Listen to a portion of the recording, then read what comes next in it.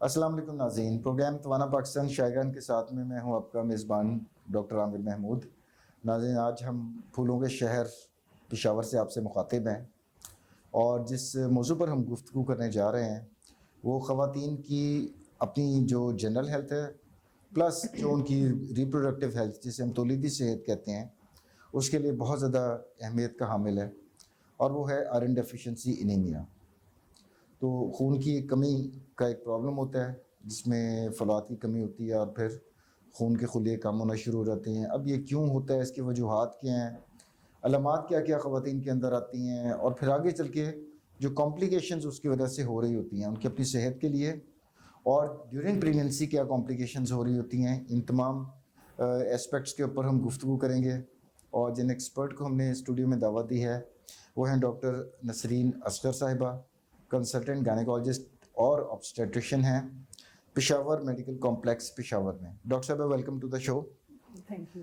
तो सबसे पहले तो हमारी पब्लिक को इतना मालूम नहीं होता, तो मैं चाहूँगा कि आप सिर्फ एनीमिया बताइए कि एनीमिया या खून की कमी क्या हो सकती है, उसकी कितनी टाइप्स हैं, और आगे फिर हम आयरन डेफिशिएंसी एनीमिया पे बात करेंगे।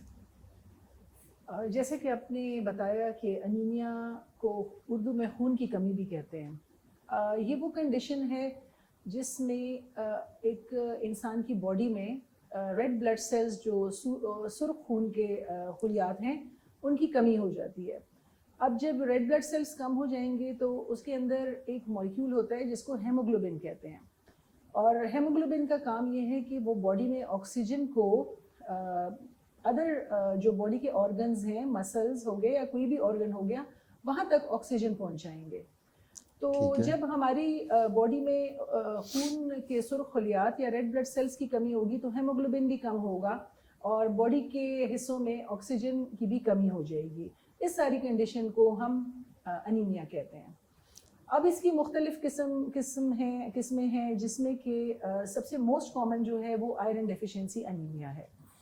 उसके अलावा दूसरी जो वजूहात हैं वो उनमें फोलेट डेफिशिएंसी भी आ सकती है, विटामिन B12 डेफिशिएंसी है, इसमें अनीमिया ऑफ क्रॉनिक डिजीज़ेस, कुछ बॉडी में अगर हमारी बीमारियां ऐसी होती हैं जिसमें कि किडनी डिजीज़ हो गई, मैलिग्नेंसीज हो गई, उनमें हो सकता है, या फिर हमारे पास एप्लास्टिक अनीमिया हो गया, या बाज़ वक़्त अनीमिया जो है वो हमारे पास वर्म इन्फेस्टेशन से भी हो सकता है। तो ये मुख्तलिफ पेट के कीड़ों से भी एनीमिया हो सकता है? जी बिल्कुल, पेट के कीड़ों से भी एनीमिया हो सकता है। ओके, अच्छा, अब हम आते हैं आयरन डेफिशिएंसी एनीमिया, या वो खून की कमी जो फलात की कमी की वजह से हो रही होती है। और चूँकि आप गायनेकोलॉजिस्ट हैं तो हम मौजू रखेंगे, महदूद रखेंगे ख़वातीन की सेहत तक। तो इस वक्त हमारी जो ख़वातीन हैं पाकिस्तान की, उसमें आयरन डेफिशिएंसी एनीमिया ख़ास तौर पर वो ख़वातीन जो रिप्रोडक्टिव एज में हैं, मींस के जो 16-17 साल की उम्र से लेकर आगे 45-49 मुख्तलिफ वेरी कर रहा होता है, उस दौरान में जो तनासुब है हमारी ख़वातीन में वो कितना है? कोई स्टडीज़ हैं हमारे पास कि कितने फ़ीसद हमारी ख़वातीन खून की कमी का शिकार हैं? उन ममालिक में से एक है जिसमें ये आयरन डेफिशिएंसी अनीमिया बहुत ज़्यादा है। अगर हम बात करें रिप्रोडक्टिव एज ग्रुप की तो 40 to 50% जो हमारी ख़वातीन हैं वो आयरन डेफिशिएंसी अनीमिया का शिकार हैं। अगर हम बात करें हामला ख़वातीन की तो उसमें ये तनासुब मज़ीद बढ़ जाता है। तकरीबन 50 से लेके 60% तक जो हमारी ख़वातीन हैं, ख़ासकर दही इलाकों की ख़वातीन, उनमें ये तनासुब 50 to 60% है। तो ये तो काफ़ी ज़्यादा हो जाता है, और उसकी क्या वजह बनती है डॉक्टर साहब? प्रेगनेंसी के दौरान क्यों खून की ज़्यादा कमी शिद्दत अख्तियार कर जाती है? इसलिए कि एक तो हमारी जो डाइट है वो बिल्कुल, यानी हम लोग उसका ख्याल नहीं रखते।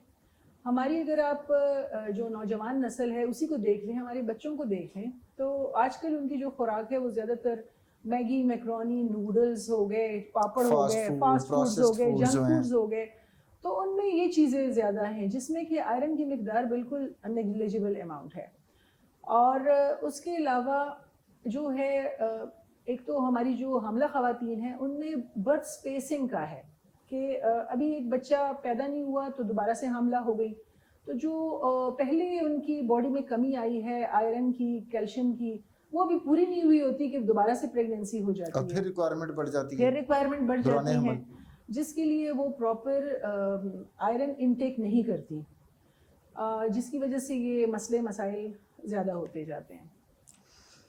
اچھا, اب ہم آتے ہیں اس طرف کہ اگر ایک چلیں بچی کی مثال لے لیں کہ ہمارے یہاں پر بدقسمتی سے المیہ یہ ہے کہ والدین جو ہیں وہ لڑکوں کی نسبت لڑکیوں کی صحت پہ اتنی زیادہ توجہ نہیں دیتے. جی بالکل. عام طور پر کھانے پینے کی بھی جو ایک تو کوانٹٹی بھی اور کوالٹی بھی جو لڑکوں کو دیتے ہیں, ان کا خیال یہ ہوتا ہے کہ شاید انہوں نے آگے کیریئر بنانا ہے, ان کو زیادہ انرجی کی ضرورت ہے, تو زیادہ اچھی خوراک بدقسمتی سے لڑکوں کی حصے میں آ جاتی ہے.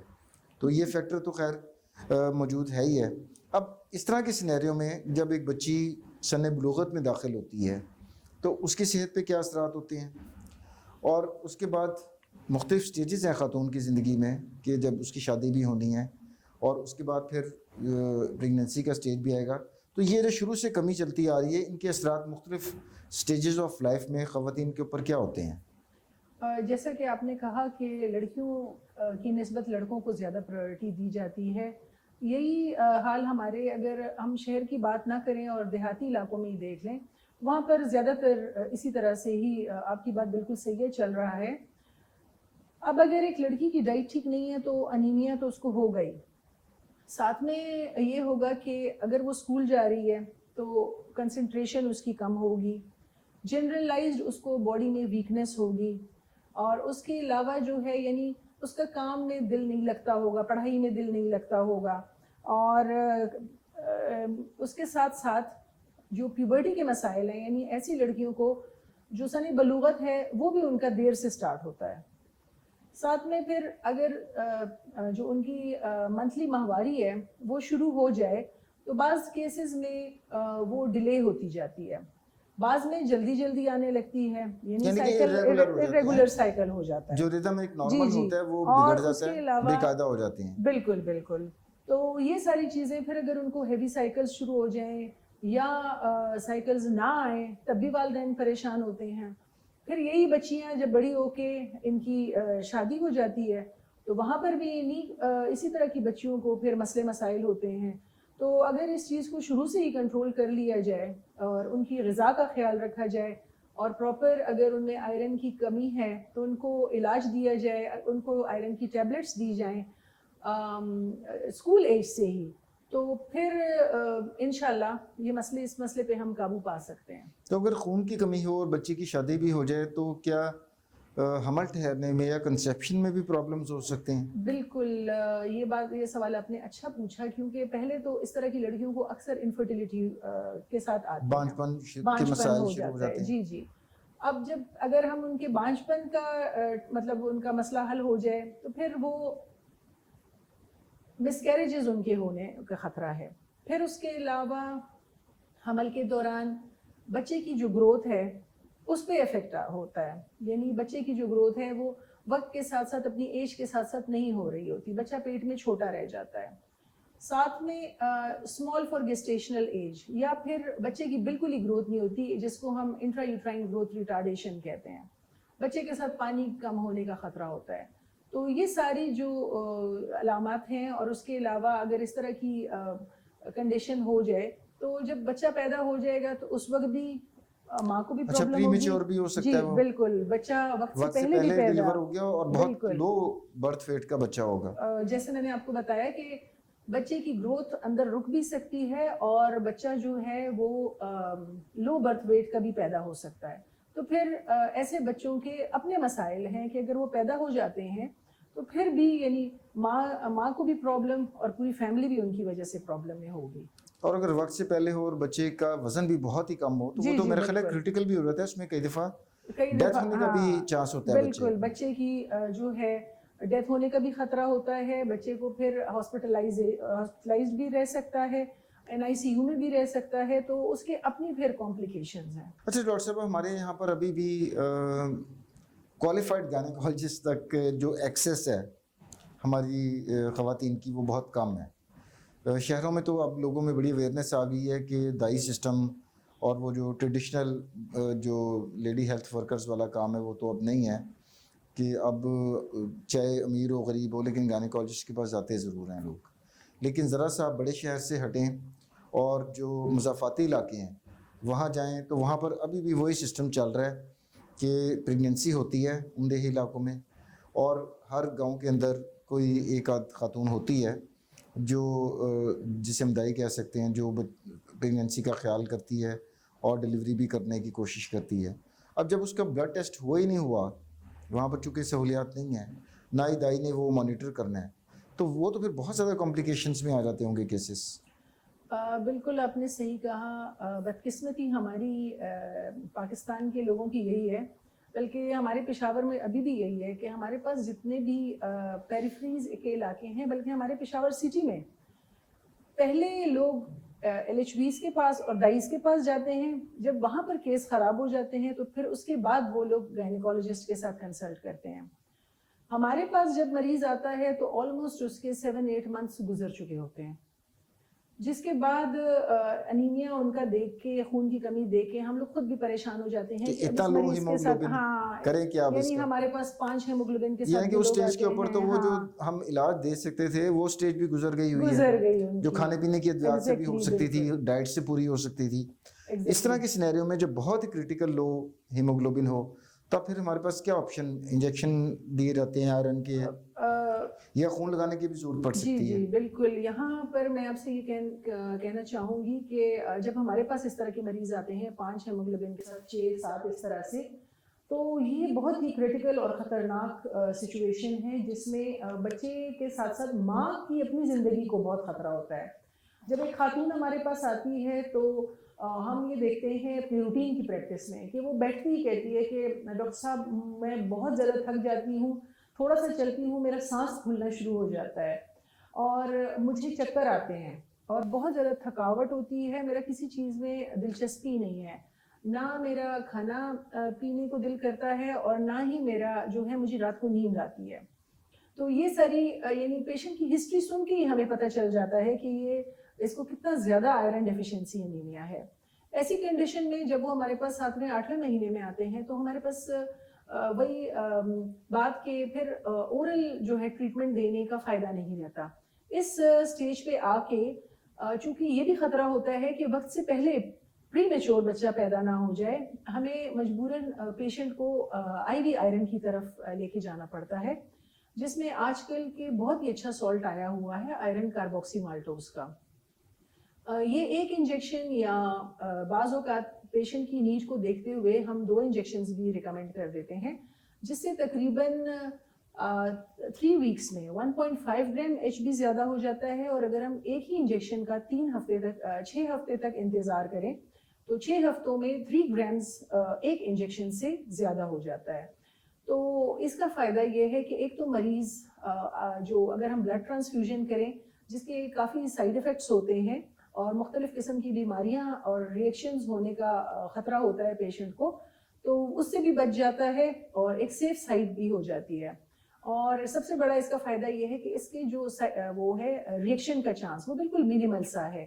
ہم لوگوں نے اتنا پیشنٹس کو لگائے ہیں لیکن الحمدللہ پہلے کسی زمانے میں مجھے تو اپنی ہاؤس آف کا زمانہ یاد آ گیا کہ پچھلی صدی کی بات ہے اب تو, کہ جب کبھی کسی بہت ایسے مریض کو جس میں خون کی شدید کمی ہوتی تھی اور ہم آئرن لگاتے تھے تو وہ اتنا زیادہ ریئیکشن کرتا تھا کہ وہ ہم کئی دفعہ بہت ڈرتے تھے کہ آئرن ایک تو پینفل بہت ہوتا تھا اور ریئیکشن بھی بہت کرتا تھا. تو اب جدید ادویات یعنی کہ اویلیبل ہیں اور وہ کافی حد تک سیف انجیکشنز ہو چکے ہیں. میں تو کہتی ہوں کہ یہ ایک بلیسنگ ہے ہمارے لیے کہ آئرن کاربوکسی مالٹوز کی طرح ایک نیا سالٹ ہمارے پاس آیا ہے جس میں کہ ریئیکشن ہونے کے چانسز بالکل مینیمل ہیں. بدقسمتی سے اگر کسی کو ایک آدھ پیشنٹ کو ریئیکشن ہو جائے, میں نے اپنی پریکٹس میں کسی کو اس طرح سے ریئیکشن ہوتے دیکھا نہیں ہے.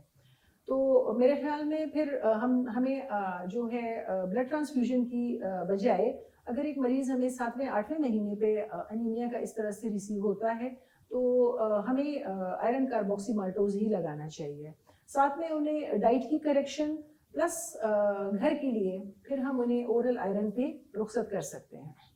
اچھا ڈاکٹر صاحب, آپ جس ہاسپٹل سے آپ کا تعلق ہے وہاں پر کافی زیادہ مریض آتے ہیں, بہت مقبول ہاسپٹل ہے, پشاور میڈیکل کمپلیکس ہے, تو وہاں پر آپ کو اس طرح کے اتفاقات ہوئے کہ پیریفری سے مریض جو ہے وہ آخری سٹیج کے اوپر آپ کے پاس آیا اور اس کا انیمیا اتنا سویئر ہو چکا ہوا تھا کہ اس خاتون کی ڈیتھ ہو گئی ہو. ایسے کیس ہوا آپ کے ساتھ کوئی؟ اس طرح کے کیسز تو اکثر ہو جاتے ہیں. انسان تو کیا فیلنگ ہوتی ہے پھر؟ تو بہت زیادہ افسوس ہوتا ہے. بڑی بے بسی فیل نہیں ہوتی بہت زیادہ بے بسی کہ فیل اس ہوتی خاتون ہے. کو ہم ٹائملی اگر آئرن مل جاتا؟ ہم لوگ یہی سوچتے ہیں کہ اس ماڈرن دور میں یعنی سائنس کتنی ترقی کر گئے اور دنیا کتنی ترقی کر گئی ہے, اگر پاکستان میں آج بھی انیمیا کی وجہ سے کوئی خاتون مرتی ہے تو یہ ہمارے لیے بہت زیادہ افسوس کا مقام ہے. اور ہمیں اس چیز کو بہتر کرنے کی کوشش کرنی چاہیے کہ جو پاکستان میں آئرن ڈیفیشنسی انیمیا ہے اس کو تو ایٹ لیسٹ ختم کیا جائے. گورنمنٹ کے لیول پہ بھی اس پہ ٹرائی ہونا چاہیے اور ہم لوگوں کو خود بھی کاؤنسلنگ کر کے لوگوں کو اس چیز کے بارے میں ان کو تیار کرنا چاہیے کہ ایک تو برتھ اسپیسنگ ہو تاکہ عورت کو موقع مل سکے کہ اس کی باڈی دوبارہ بلڈ اپ ہو جائے. اب اگر ایک ماں ہی کمزور ہے, اس میں خود خون کی کمی ہے, تو وہ جو بچہ آئے گا اس کے کیا حالات ہوں گے؟ ماں صحت مند ہوگی, تندرست ہوگی تو آگے آنے والا بچہ بھی صحت مند اور تندرست ہوگا. بالکل اسی طرح ہے ڈاکٹر صاحب. اچھا آپ کے پاس اب جب بر وقت ایک پیشنٹ آ جاتا ہے, پڑھی لکھی فیملی ہے اور جسٹ پریگنینسی ہوئی ہے, تو آپ کے پاس آگے اگر اور خون کی کمی ہو تو اس وقت ہمارے پاس ٹریٹمنٹ کی کیا آپشنز ہیں؟ اس وقت بھی کیا انجیکٹیبل دینا ہے ہم نے, یا ہم کھانے والی ادویات سے بھی جو ہے وہ اچھا اس کا انیمیا کنٹرول کر سکتے ہیں؟ اگر بالکل ہمارے پاس جسٹ یعنی انہوں نے پریگنینسی ٹیسٹ کیا یا ان کو الٹرا ساؤنڈ پہ پتہ چلا کہ ان کی پریگنینسی ہے, تو اس وقت ہم ایک جو پیشنٹ ہے اس کو ہم فولک ایسڈ سے سٹارٹ کرتے ہیں. اس وقت ہم آئرن نہیں دیتے. 3 منتھس تک مریض جو ہے وہ فولک ایسڈ کی ٹیبلٹس لے, اور ساتھ میں اگر مثال کے طور پر ایک مریض کو بہت زیادہ وامٹنگ ہے, نوزیا ہوتا ہے, وہ نہیں لے سکتا, تو پھر اس مریض کو ہاسپٹلائز کر کے ہم لوگ اس کا جو نوزیا وامٹنگ ہے, الٹیاں ہیں, وہ کنٹرول کر کے پھر ان کو ہم لوگ فولک ایسڈ پہ ہی گھر بھجواتے ہیں. 3 مہینے جب یا 12 ہفتے 13 ہفتے جب گزر جائیں اور مریض کا معدہ اس قابل ہو جائے کہ وہ ٹیبلٹس ٹالریٹ کر سکتا ہو, تو پھر اس کے ساتھ ہم آئرن کی ٹیبلٹس ایڈ کر لیتے ہیں. ہم لوگ اس کو 4th منتھ سے سٹارٹ کرتے ہیں. تو شروع کے دنوں میں تو ہم دیکھتے ہیں کہ کوشش یہی ہماری ہوتی ہے کہ انیمیا کی جو ٹائپس ہیں یعنی ہم مائلڈ, ماڈریٹ اور سیویئر میں ڈیوائڈ کر دیتے ہیں. اگر مائلڈ انیمیا ہے تو وہی جیسے میں نے آپ کو بتایا کہ ٹیبلٹ سے ہم دیں گے. ماڈریٹ ہے تو کوشش کریں گے کہ آئرن کی ڈوز ڈبل کر دیں, یا ساتھ میں پھر جو ہے ہم آئی وی آئرن لگا دیں. اور اگر سیویئر کیسز میں آ جائے, جیسے بالکل آخری دن ہے اور ایک مریض ہمارے پاس 7 HB کے ساتھ آتا ہے اور ابھی تک ٹائم نہیں ہے اور ہمارے پاس ٹائم نہیں ہے, تو پھر ایسے مریضوں کو ہم لوگ جو ہے بلڈ ٹرانسفیوز کرتے ہیں, کیونکہ ہمارے پاس اور کوئی آپشن نہیں ہوتا. اچھا جیسا آپ نے بتایا پروگرام کے شروع میں ڈاکٹر صاحبہ کہ 60% جو پریگننٹ خواتین ہیں جو ہمارے دیہی علاقوں میں رہتی ہیں وہ خون کی کمی کا شکار ہیں. جی. اب چلیں ہو سکتا ہے ان کے لیے پاسبل نہ ہو, دور افتادہ جگہ کے پر رہتی ہوں, کہ وہ پشاور جیسے بڑے شہر میں آئیں اور وہ دائی سے ہی جو ہے رابطے میں ہوں, تو کیا وہ خود سے آئرن کی ٹیبلٹ کسی لوکل ڈاکٹر سے مشورہ کر کے آئرن اور فولک ایسڈ کی دوائیاں تو کم از کم ایٹ لیسٹ اسٹارٹ کر سکتی ہیں نا؟ جی بالکل, اگر اپنے طور پہ کر لیں, اگر دائی نہیں بتا رہی اپنے طور پہ کر لیں, ایٹ لیسٹ جو پہلے 3 مہینے ہیں ان میں وہ فولک ایسڈ کی ٹیبلٹس لیں, چاہے جس بھی کمپنی کی اویلیبل ہو وہاں پر, یا سادہ فولک ایسڈ بھی اگر مل رہی ہے تو نہ لینے سے بہتر ہے آپ لوگ وہ لیں. جب آپ کے 3 مہینے کمپلیٹ ہو جائیں تو اس کے بعد آپ فولک ایسڈ پلس جو ہے آئرن یہ پھر ضرور لیں, اور اپنی ڈائٹ کو بھی اس طرح سے رکھیں کہ جس میں جو ہے کم از کم آپ کے پاس گوشت ہو, کلیجی ہو, یا اس کے علاوہ فش ہو.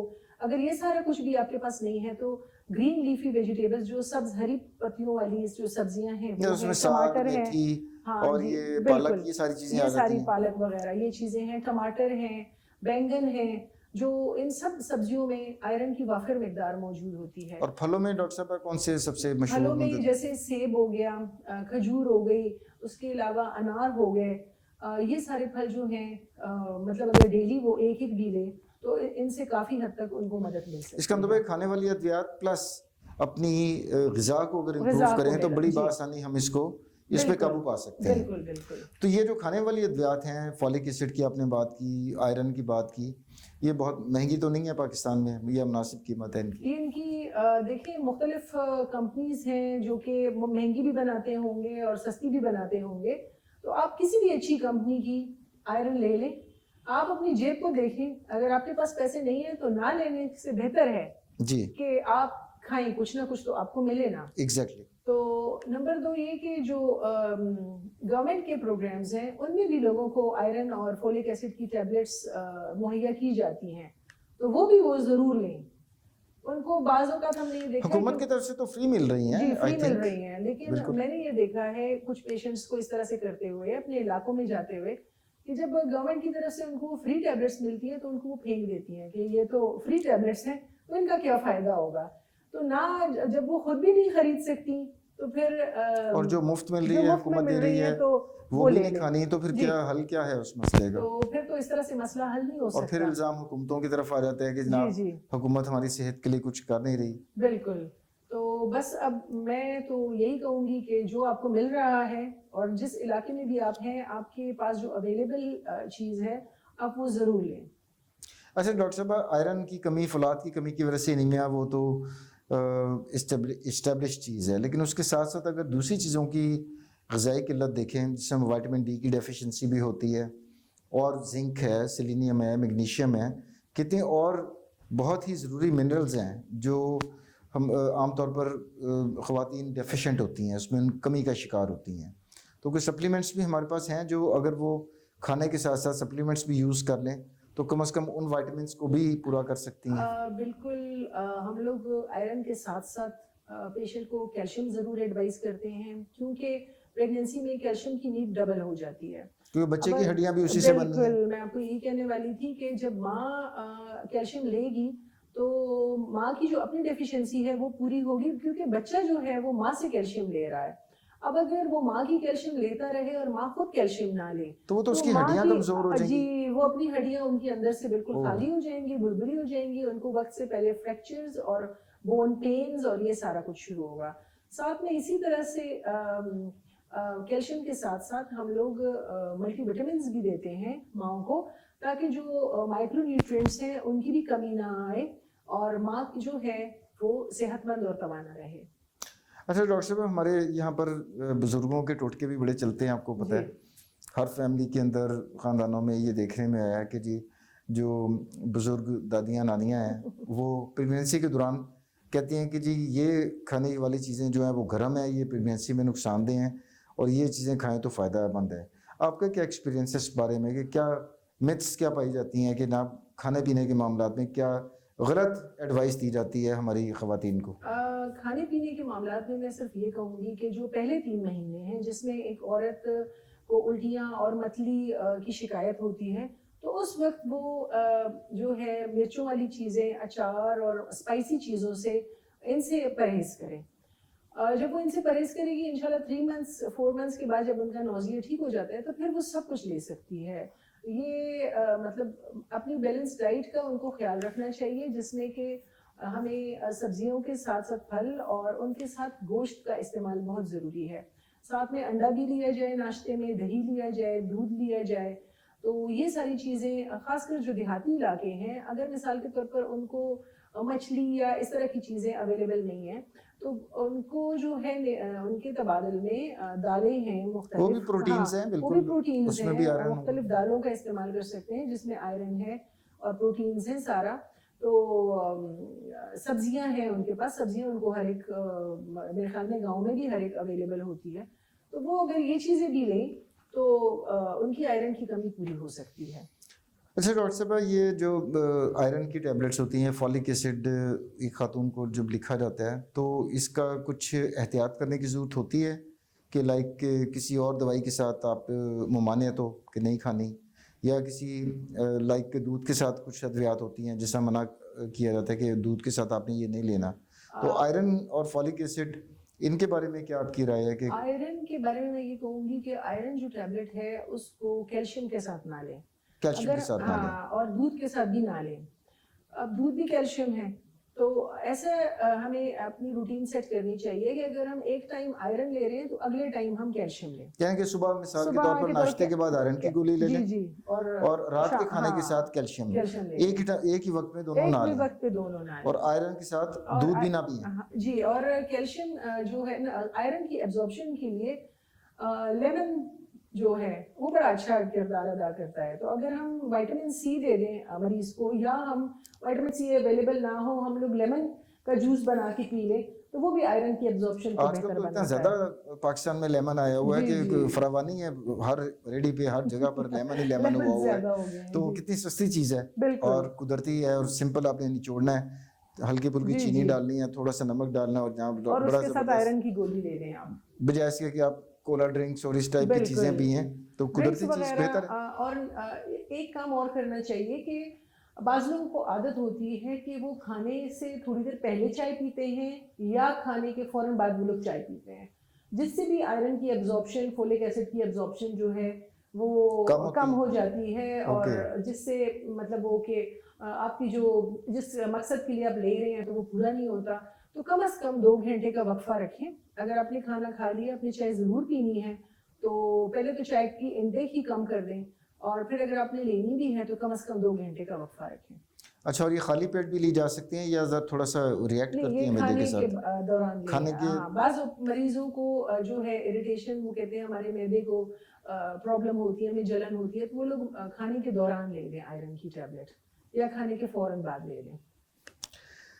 اچھا ڈاکٹر صاحب, اب ہم پروگرام کے اختتام کی طرف. میں اور چیز جی پلیز پلیز. میں ایک اور میسج یہ دینا چاہوں گی کہ جو ہمارے دیہی علاقے ہیں اس میں, یعنی میں نے جیسے پہلے کہا کہ مریض جب تک ہمارے پاس پہنچتا ہے تو خون کی کمی بعض اوقات جب بہت زیادہ ہوتی ہے, تو اس کے بعد جو NHVs ہیں, دائیاں ہیں, انہوں نے مریض کو بہت زیادہ آئرن کی ڈرپس لگا کے ہمارے پاس آئی ہوتی ہیں. جب ہم انہیں کہتے ہیں کہ آپ نے آئرن استعمال کیا, تو کہتے ہیں ہاں ہمیں تو وہاں پر 5 ڈرپیں لگی ہیں, 6 لگی ہیں, لیکن پھر بھی خون کی کمی ان کی پوری نہیں ہوتی. تو میں اس وقت یہ پیغام لوگوں کو دینا چاہوں گی, جو خاص کر ہمارے پیریفری میں جو لوگ پریکٹس کر رہے ہیں, کہ آپ جب مریض کا ہیموگلوبن کا ٹیسٹ کرائیں, پہلے ہی وزٹ پہ CBC ٹیسٹ کروائیں, اس کے بعد آپ اس میں ہیموگلوبن دیکھیں. اگر آپ کو HB کم لگ رہا ہے, 7 ہے, 8 ہے, یا جتنا بھی آ رہا ہے, 10 ہے یا 10 سے کم ہے, تو آپ مریض کا ضرور سیرم فیریٹن کا ٹیسٹ کروائیں. سیرم فیریٹن کو آپ دیکھیں, اگر سیرم فیریٹن کم ہے تو پھر تو آپ آئرن کی ڈرپس لگا سکتے ہیں, لیکن اگر سیرم فیریٹن زیادہ ہے اور HB کم ہے تو اس کا مطلب یہ ہے کہ مریض میں تھیلیسیمیا ٹریٹ ہو سکتا ہے. اب ایسے مریضوں کو جو ہماری LHVs ہیں وہ دھڑا دھڑ آئرن جو ہے ان کی ڈرپ لگائی جا رہی ہے, تو آئرن اوور لوڈ کا شکار کر رہے ہیں. جی بالکل, آئرن اوور لوڈ کا, اور یہ چیز ہم بہت فیس کر رہے ہیں. پھر اس کے بعد ہم مریض کو جو ہے جب ان کا پیریفرل سمیئر کراتے ہیں یا پھر ہم HB الیکٹروفوریسس کرواتے ہیں, تو اس میں پتہ لگتا ہے کہ مریض جو ہے اس کو تھیلیسیمیا ٹریٹ ہے, اور جس کو آئرن کی ڈرپ لگنی ہی نہیں تھی, اور غیر ضروری طور پر ایسے مریضوں کو ہم پھر جو ہے خون منتقل کرتے ہیں, بلڈ ٹرانسفیوژن کرتے ہیں. تو میں اس پروگرام کے توسط سے یہ کہنا چاہوں گی کہ CBC کا ٹیسٹ جہاں پر بہت ضروری ہے, اس کے ساتھ ساتھ سیرم فیریٹن پیشنٹ کا ضرور کروایا کریں, تاکہ مریضوں کو غیر ضروری آئرن اوور لوڈ نہ ہو. اب دیکھیں اتنی ٹیکنیکل جو آپ نے ایک نقطہ بتایا ہے, اب یہ ظاہری بات ہے کہ ایک لیڈی ہیلتھ وزٹر یا جو دائی ہے اس کی نہ ایجوکیشن اس کی ہوئی ہے اس لیول کی, نہ اس کے پاس ٹریننگ ہے, تو وہ کیسے اس کو مینیج کرے گی. تو بہتر یہی ہے کہ پریگنینسی جیسی سینسٹیو سٹیج کے دوران آپ ایک کنسلٹنٹ کوالیفائڈ گائنیکالوجسٹ سے رابطہ کر لیں. اور ایک میری فیلنگ جو مجھے آتی ہے خاص طور پر جو دیہی علاقوں میں ہے, لوگوں کی پرسیپشن یہ ہوتی ہے کہ پہلے پریگنینسی کے پہلے 3 ماہ آپ کو پتہ ہے ویزیبلی بھی وہ جو بلج ہوتا ہے جس سے معلوم ہوتا ہے کہ پریگنینسی چل رہی ہے, وہ عام طور پر نہیں ہوتا. تو ایک تاثر یہ ہوتا ہے کہ ابھی تو اس کو ضرورت ہی نہیں ہے, ابھی تو پریگنینسی کے پہلے 3 مہینے ہیں, ٹھیک ہے, اگلے 3 مہینے میں دیکھنا شروع کریں گے, آخری 3 مہینے سب سے زیادہ امپورٹنٹ ہوتے ہیں. میں چاہوں گا اس میتھ کو بھی ذرا آپ ڈی بنک کریں, یہ غلط فہمی بھی دور کریں کہ یہ کتنا امپورٹنٹ ہوتا ہے شروع میں شروع میں کیونکہ آپ کی نیورل ٹیوب اور وہ ساری چیزیں آپ کی شروع میں ہی بن گئی ہیں. سب سے پہلے تو میں یہ کہوں گی کہ اب جب ایک مریض کی جب ماہواری نہیں آ رہی اور اس کے دن اوپر ہو جاتے ہیں تو اب آپ تو سہولت آ گئی ہے, آپ گھر پہ بھی پریگنینسی ٹیسٹ کر سکتے ہیں. جب آپ کی پریگنینسی آپ کو کنفرم ہو گئی تو شروع کے 3 مہینوں میں آپ ڈاکٹر کو ضرور وزٹ کرائیں, اور اس وزٹ میں ایک تو آپ کا روٹین کے جو ٹیسٹ ہیں وہ ہو جائیں گے, دوسرا یہ کہ آپ کا ڈیٹنگ الٹرا ساؤنڈ ہو جائے گا. ہمارے پاس جو مریض آتے ہیں ان کو اپنا جو لاسٹ مینسٹرل پیریڈ ہوتا ہے یا ماہواری کی آخری تاریخ یہ ان کو یاد ہی نہیں ہوتی. تو پھر جب ہم کہتے ہیں تو کبھی کہتے ہیں کہ فلانے دن ہوئی تھی فلانے, اس طرح سے پھر مشکل ہو جاتا ہے. تو اگر آپ کے پاس شروع کا ڈیٹنگ اسکین موجود ہے تو ہمیں آخری مہینوں میں اس سے بہت زیادہ مدد ملتی ہے بچے کی ایج معلوم کرنے میں. جب ایک خاتون انیمک ہوگی یا اس کا بچہ پیٹ میں جو ہے بالکل چھوٹا رہ جائے گا خون کی کمی کی وجہ سے, یا وہ وقت سے پہلے پیدا ہو جائے, تو یہ ڈیٹنگ اسکین ہمیں مدد دیتا ہے کہ ہم بچے کی عمر صحیح طریقے سے معلوم کریں. دوسرا یہ کہ ہر 3 مہینے کے بعد ماں کا چیک اپ بہت ضروری ہے. ویسے ایک خاتون کو ڈاکٹر کے پاس کم از کم 8 دفعہ جانا چاہیے ایک پریگنینسی میں, ٹوٹل 8 دفعہ ضرور جانا چاہیے. لیکن اگر خواتین کو مسئلہ ہے نہیں آ سکتی ہیں تو کم از کم 3 سے 4-5 مرتبہ ضرور ڈاکٹرز کے ساتھ ملیں, جس میں سب سے ضروری پہلے 3 مہینوں کا ہے, پھر درمیان کے 3 مہینے ہیں جس میں نہ صرف ہم انویسٹیگیشنز کرائیں گے پیشنٹ کا انیمیا وغیرہ, بلکہ ان کی باقی چیزیں بھی جیسے کہ بلڈ پریشر ہو گیا اور ان کا شوگر ہو گیا. ایگزیکٹلی گیسٹیشنل ڈائبٹیز بھی ہو جاتی ہے, دوران حمل بھی شوگر کا مرض ہو جاتا ہے. اس کے علاوہ بلڈ گروپ معلوم کروانا خواتین کا, اور اس کے علاوہ ہمارے پاس جو آج کل یہاں پر بہت کامن ہو گئی ہے یہ تھائرائڈ پروفائل کے ٹیسٹ, TSH معلوم کروانا. تو یہ سارے جو ٹیسٹ ہیں یہ بہت ضروری ہیں, اور درمیان کے جو 3 مہینے ہیں ان میں بھی کم از کم ایک دفعہ ملیں اپنے ڈاکٹر سے.